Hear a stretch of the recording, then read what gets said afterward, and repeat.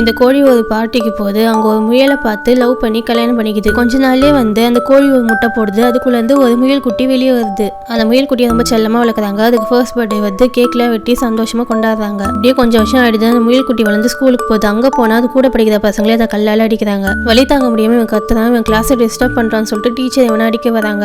ரொம்ப பயந்து போன இவன் திடீர்னு ஒரு கலர் முட்டையை போட்டு வர்றான். இதனால அங்க இருக்க பசங்க எல்லாம் பயங்கரமா சிரிக்கிறாங்க. அவனுக்கு ரொம்ப அசிங்கமா போயிடுது. இவன் சோகமா வரும்போது கூட படிக்கிற பசங்க வழியில பயங்கரமா கிண்டல் பண்றாங்க. அதனால மனசு ஒடிஞ்சு போன அந்த முயல் குட்டி நம்ம இப்படி முட்டை போறதுக்கு காரணம் நம்ம அப்பா அம்மா தான் அப்படின்னு சொல்லிட்டு அவங்க கிட்ட பேசாம வீட்டை விட்டு வெளியே பக்கத்துல இருக்க சிட்டிக்கு போயிடுது. அங்க போன உடனே இது போடுற கலர் முட்டையால செமையா ஃபேமஸ் ஆகி பெரிய பணக்காரன் ஆயிடுது. நிறைய பேர் இது இன்டர்வியூ எடுக்கிறாங்க.